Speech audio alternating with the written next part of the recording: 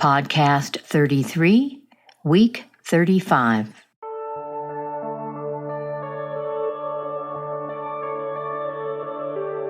Welcome to the podcast, Your Pregnancy Week by Week. This podcast covers the 40 weeks of pregnancy in 38 segments and is based on the book Your Pregnancy Week by Week by Dr. Glade Curtis, MD, and me, Judith Schuler, MS. The information in our books and podcasts is a general informative guide about pregnancy. None of the information we provide is intended to replace, countermand, or conflict with the advice given to you by your own doctor. Always follow his or her advice. Use the information you learn here as a starting place in your dialogue to help you put your pregnancy concerns, questions, or interests into words. The goal of every pregnancy is a healthy mom and a healthy baby. To that end, our podcasts cover many topics. In each weekly podcast, we'll highlight information contained in the same weekly discussion in our book. We suggest you read each weekly chapter to learn further information, such as how baby is growing and changing and how you're growing and changing too. Our book also contains illustrations of changes in baby or you, advice for dads, charts, lists, boxes, an exercise for every week, a comprehensive glossary, hints, tips, snippets, and blurbs we just can't reproduce in a podcast.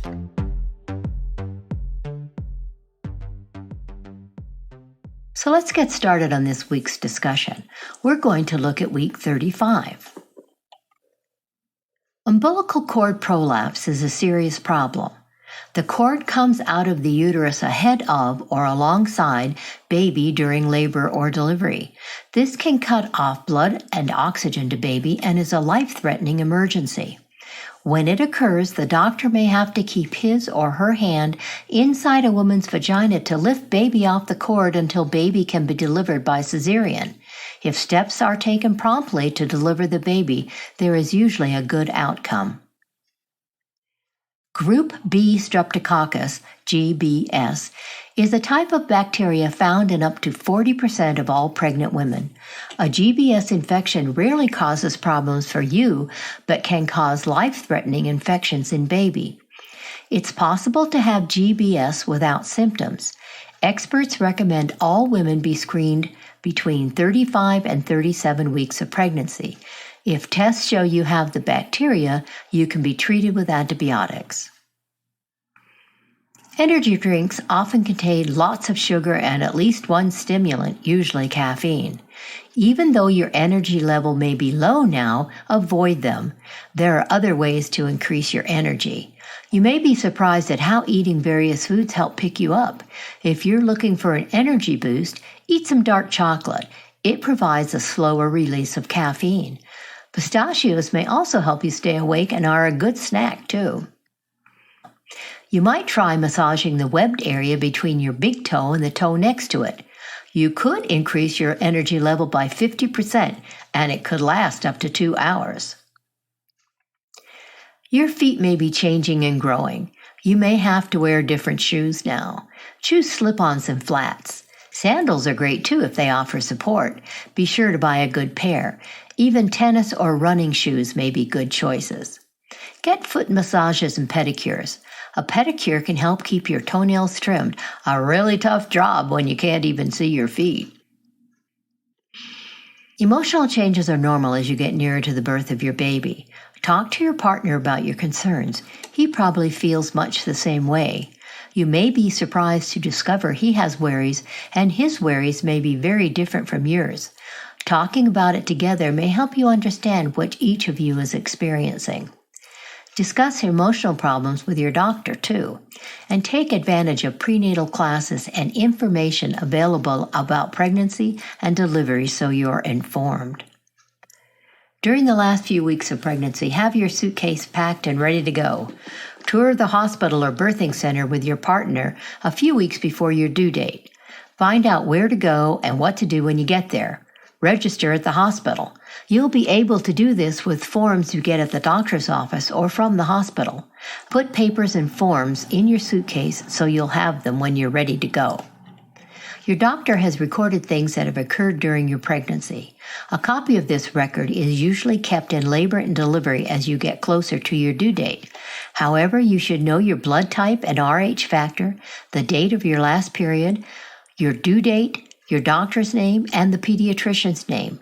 Write these things down or note them in your phone. Have you heard about an elective delivery and wondered what it is? Elective delivery is the delivery of a baby for a non-medical reason before its due date. Some non-medical reasons include discomfort or wanting baby to be born on a specific date. With elective delivery, there's been a trend toward earlier deliveries. This could cause problems as baby is born before he or she is fully developed. We know babies are healthier if they remain in the womb until they are ready to be born. If you're thinking about asking for an elective delivery, wait until at least 39 weeks. The difference a couple of weeks can make for baby is dramatic. Studies show baby does a great deal of developing in the last 4 weeks. If all organs are not fully developed at birth, baby is at greater risk. Early elective delivery may not be good for you either. You may have harder, longer labor contractions because medications or procedures must be used to start labor. It can also increase the risk of having a cesarean delivery, and higher rates of postpartum depression have been noted with early deliveries. Some hospitals prohibit elective early deliveries, and some insurance companies won't pay for them when done for non-medical reasons. Check it out. It could save you money and hassles. Your body continues to need vitamins and minerals for baby. You'll need even more of them if you breastfeed. So keep eating the nutritious foods you have been eating.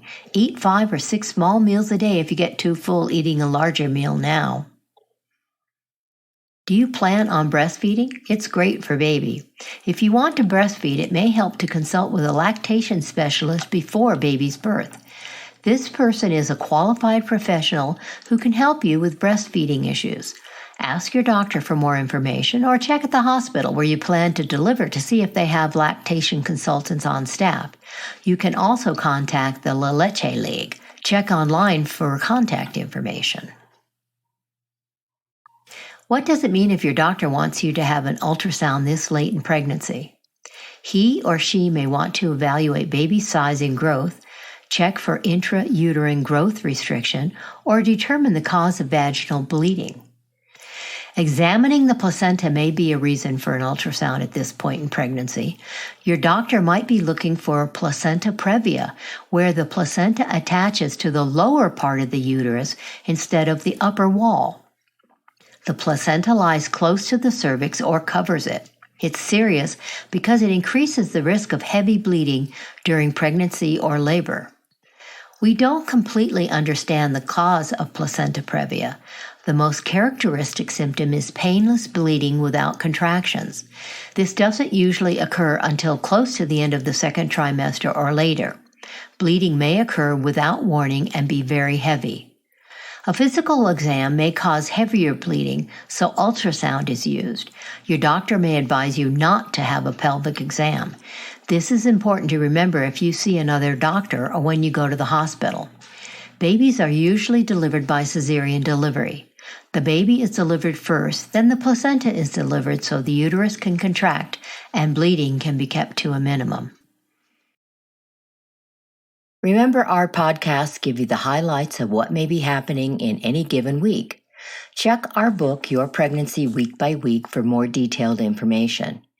You may also want to check out our book for partners, Your Pregnancy for the Father-to-Be. It covers pregnancy from a man's point of view and provides lots of valuable information a man may find very useful. If you want to find out more about our podcast, visit our website, yourpregnancyweekbyweek.com. If you're looking for something specific, check out the podcast topics list. It details topics covered in each podcast, so you can listen to a particular podcast or read a certain chapter week if you want more information, or if you want to check out something you missed or a topic we haven't covered yet.